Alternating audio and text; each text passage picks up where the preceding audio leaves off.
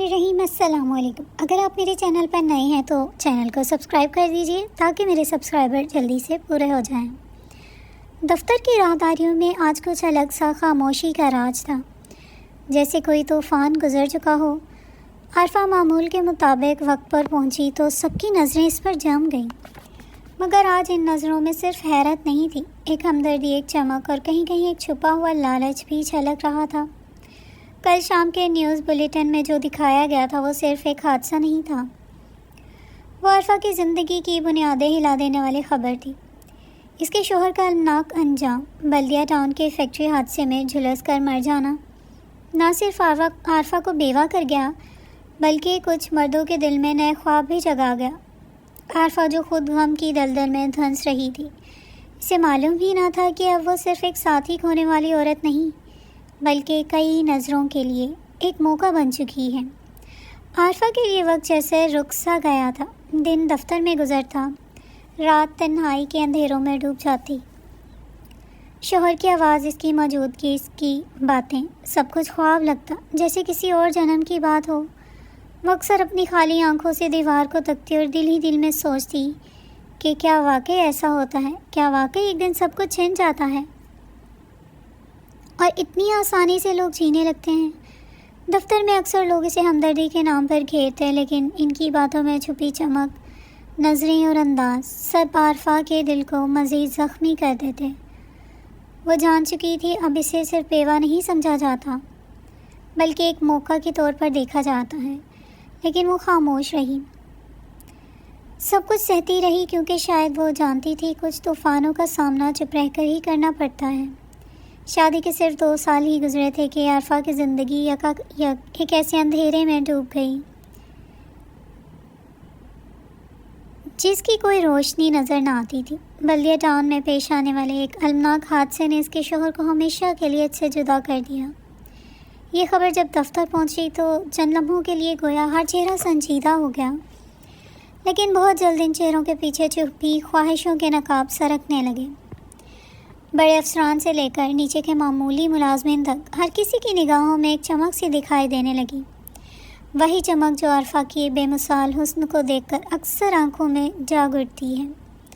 आरफा हुस्न जमाल का एक चलता फिरता मुजस्मा थी, ऐसा पेकर जिसे कुदरत ने निहायत फुर्सत और मोहब्बत से तराशा हो। इसकी खामूर आलूद आंखों में एक जादू सा था जो देखने वाले को पल भर में अपने दुनिया से बेदखल कर देता। इसके महकते बाल जैसे बहार की किसी नरम शाम की याद दिलाते और इसका पुरकशिश मुतवाज़न सरापा बस देखने वाले को सोचने समझने से महरूम कर देता। शुरू के दिनों में जब लोग ताज़ियत के बहाने इसके करीब आते तो इसके अल्फाज में दर्द होता, तसल्ली होती और कुछ देर को आरफा को लगता कि शायद ये सब इसके दुख को बांटना चाहते हैं। लेकिन वक्त के साथ साथ इन चेहरों की मुस्कुराहटें गहरी होने लगीं, इनकी बातों में अजीब सी गर्मजोशी और तासुर आने लगा। आरफा जो गम की शिद्दत में थी, रफ्ता रफ्ता इन बदलते रवैयों को महसूस करने लगी। इसे अंदाज़ा हो गया था कि ये सब लोग हमदर्दी के नकाब में छुपी अपनी ख्वाहिशें लेकर आए हैं और सभी किसी न किसी अंदाज में इसके करीब आना चाहते हैं। मगर आरफा खामोश रही। उसने अपनी आंखों में आए इस तूफ़ान को दबा लिया। उसने ये तय किया कि वो किसी का इरादा उसके लबों पर आने से पहले ही भांप लेगी। और तभी एक दिन दफ्तर के 40-45 साल क्लर्क नज़ीर अहमद ने बड़े इखलाक और नरम लहजे में उससे कहा, आरफा बीबी, सब कुछ किस्मत का लिखा होता है। आपको किसी किस्म की परेशानी हो तो बिला झिझक मुझसे कहिएगा। आरफा ने इसकी बात पर गहरी नज़र से उसका चेहरा देखा, जैसे अल्फाज से ज़्यादा इसकी नीयत को पढ़ रही हो, और फिर बेसाख्ता बोली, बस यही कहना था या कुछ और भी कहना है? नज़ीर लम्हा भर को घबरा गया, लेकिन जल्दी से ख़ुद को संभालते हुए कहने लगा, नहीं आरफा बीबी, मैं तो बस ये कहना चाहता था कि अगर किसी वक्त मदद की ज़रूरत हो तो मुझे याद रखिएगा, ये मेरे लिए खुश नसीबी होगी। ज़ाहिर है आरफा यह सब कुछ समझ रही थी, लेकिन इसने कुछ नहीं कहा। ठीक है, आरफा के मुख्तसर मगर गहरे जुमले ने जैसे फ़िज़ा में एक सनसनी सी भर दी। इसके लबों से निकलने की देर थी कि नज़ीर अहमद अचानक कुर्सी से उठ खड़ा हुआ। جیسے برسوں سے کسی اشارے کا منتظر ہو۔ اس نے جلدی سے کہا، میں آپ کے لیے ایک زبردست کافی لے آتا ہوں عارفہ بی بی۔ عارفہ نے نظریں اٹھا کر اس کی طرف دیکھا لیکن کچھ کہا نہیں، بس اس کی آنکھوں میں ایک ایسی چبھن تھی جو نرمی کے پردے میں چھپی ہوئی خفگی کی طرح تھی۔ وہ خاموشی سے نذیر کو جاتے ہوئے دیکھتی رہی، دل ہی دل میں سمجھ رہی تھی کہ سب کچھ بس رسمی نہیں، کچھ اور بھی ہے جو اس کے انداز میں چھپا ہوا ہے۔ چند لمحوں بعد نذیر واپس آیا، ہاتھ میں کافی کا بھاپ اڑاتا مگ تھا جو اس نے آہستگی سے عارفہ کی ٹیبل پر رکھا۔ لیجیے عارفہ، اور کچھ خدمت ہو تو بتائیے گا۔ اس کے لبوں پر مسکراہٹ تھی مگر لہجے میں ایک الگ ہی امید چمک رہی تھی۔ عارفہ نے کافی کی طرف ایک نظر ڈالی، پھر اس کے طرف دیکھتے ہوئے دھیمی آواز میں کہا، میں نے تو تم سے کام بھی نہیں کہا تھا نذیر صاحب۔ میں نے کہا نا، مجھے اگر آپ کے کسی کام آ سکوں تو خوشی ہوگی۔ وہ نرمی سے بولا، جیسے اپنی ہر بات میں ہمدردی سمو رہا ہوں۔ اچھا، عارفہ نے گہری نظروں سے اس کے چہرہ کا مطالعہ کرتے ہوئے کہا، جیسے وہ اس کے اندر کی کہانی پڑھنے کی کوشش کر رہی ہو۔ نذیر نے ہلکی سیاہ بھری اور نظریں نیچی کرتے ہوئے کہا، دیکھیں نا عارفہ بی بی، یہ زندگی بھی کتنی ظالم چیز ہے، لمحوں میں سب کچھ بدل کے رکھ دیتی ہے۔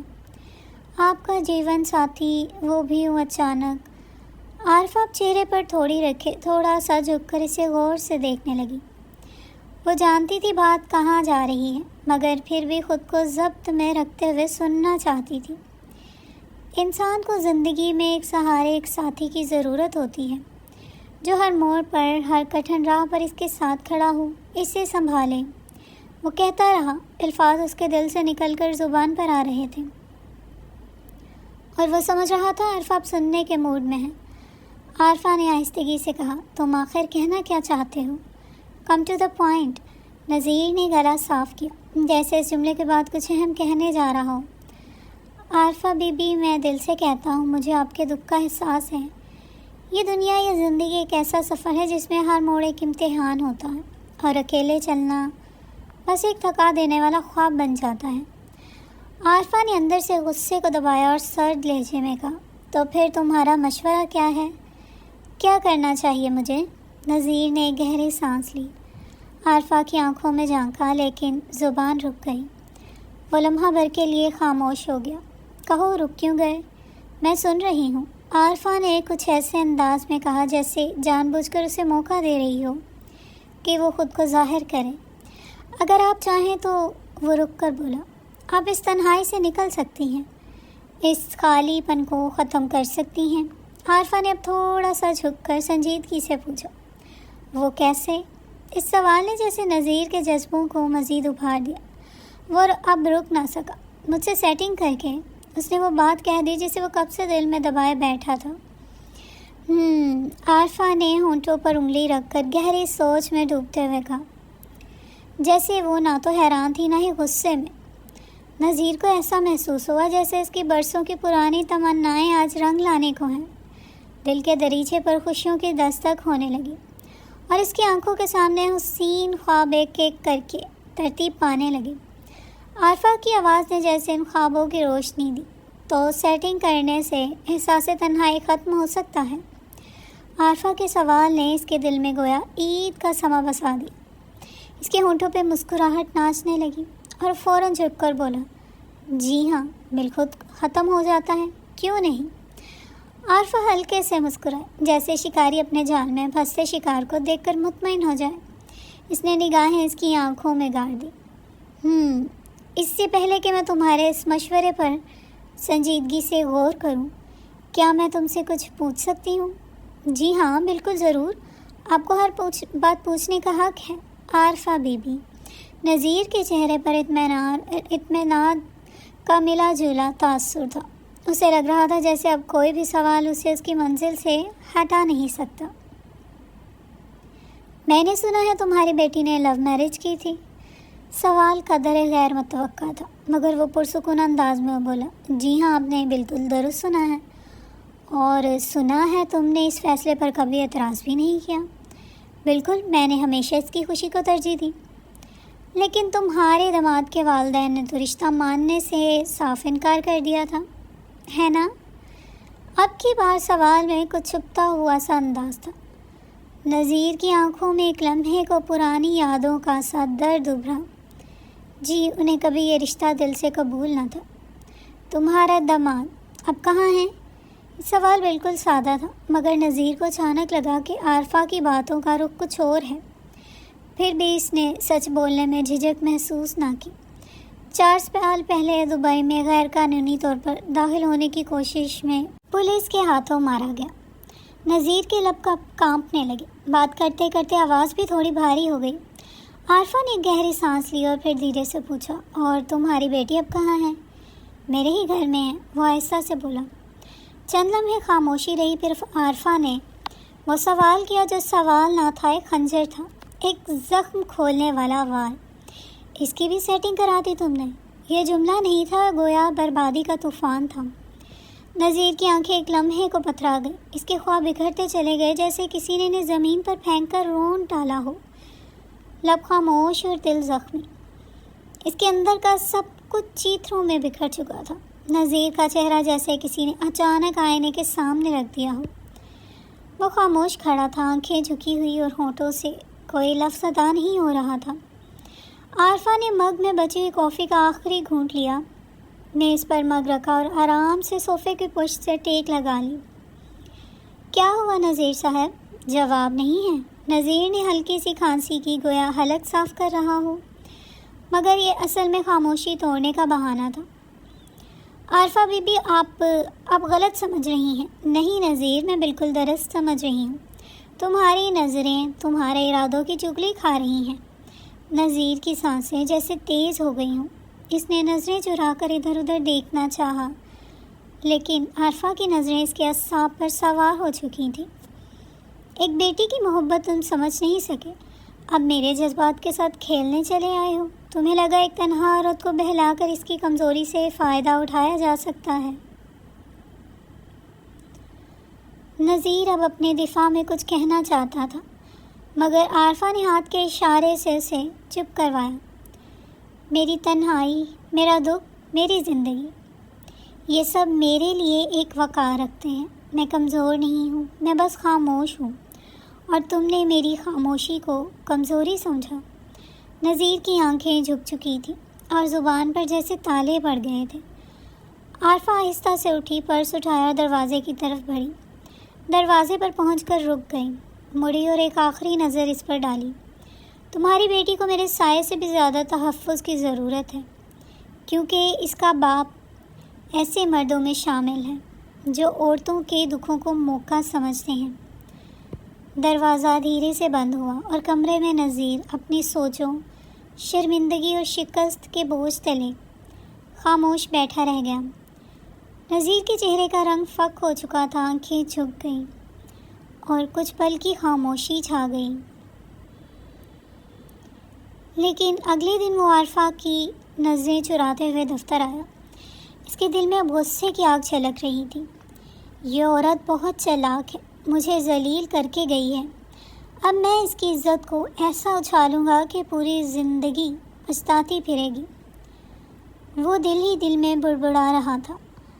نذیر نے عارفہ کے خلاف جھوٹی شکایت کی، اسے بدنام کرنے کے لیے ایک فرضی افیئر کی کہانی بنا کر افسران کو بھیج دی، جس میں وہ خود کو ایک شریف اور مظلوم شخص کے طور پر پیش کر رہا تھا۔ مگر اسے نہیں پتہ تھا عارفہ نے پچھلے دنوں کی گفتگو خفیہ طور پر ریکارڈ کر لی تھی۔ اس نے سب کچھ پہلے ہی ایک قابل اعتماد خاتون افسر کو سنا دیا تھا۔ دفتر میں میٹنگ بلائی گئی، نذیر کو بلایا گیا، عارفہ بھی موجود تھی۔ نذیر احمد، آپ نے عارفہ بی بی کے خلاف جو شکایت کی ہے، اس پر ہمیں ثبوت مل گئے ہیں، مگر اصل ثبوت آپ کے خلاف ہے۔ افسر نے غصے سے کہا اور عارفہ کا ریکارڈ کیا ہوا آڈیو چلا دیا، مجھ سے سیٹنگ کر کے۔ نذیر کی آواز اس کے لب و لہجے کے ساتھ پوری میٹنگ روم میں گونجنے لگی۔ نذیر کا رنگ زرد پڑ گیا، ماتھے پر پسینہ اور فالس گنگ۔ افسران چیخنے لگے، شرم آنی چاہیے تمہیں۔ ایک مظلوم عورت کے ساتھ یہ گھٹیا حرکت کچھ لمحوں کے بعد فیصلہ سنایا گیا۔ نذیر احمد کو فوری طور پر معطل کر دیا گیا۔ جب سب لوگ جا رہے تھے، عارفہ اپنی فائل بند کرتے ہوئے بولی، کبھی عورت کی خاموشی کو اس کی کمزوری مت سمجھو، اور پھر اعتماد سے دفتر سے باہر نکل گئی۔ نذیر سر جھکا کر کرسی پر بیٹھا رہا۔ افسران کے چہرے غصے اور حقارت سے بھرے ہوئے تھے۔ ایسے لوگ صرف اداروں کے لیے نہیں، معاشرے کے لیے بھی ناسور ہیں۔ ایک سینئر افسر نے کہا، تم جیسے مرد عورت کے درد کو نہیں، صرف اس کی مجبوری کو موقع سمجھتے ہو۔ نذیر کچھ کہنے کی کوشش کر رہا تھا مگر الفاظ اس کا ساتھ چھوڑ چکے تھے۔ اس کی نظریں زمین پر تھیں، جیسے وہاں گڑھا کھود کر اس میں چھپ جانا چاہتا ہو۔ عارفہ نے دفتر کے گیٹ سے باہر قدم رکھا تو سامنے آسمان پر ہلکی ہلکی بارش شروع ہو چکی تھی۔ وہ لمحہ اسے اپنی زندگی کے پچھلے زخموں کی ٹھنڈک کی طرح محسوس ہوا۔ اس نے آسمان کی طرف دیکھا، جیسے کہہ رہی ہو، میں ٹوٹنے کے لیے نہیں بنی، مجھے ہر وار نے اور مضبوط کیا ہے۔ اس نے اپنے بیگ سے فون نکالا اور ایک نمبر ڈائل کیا۔ امی، سب ٹھیک ہو گیا، میں جیت گئی ہوں۔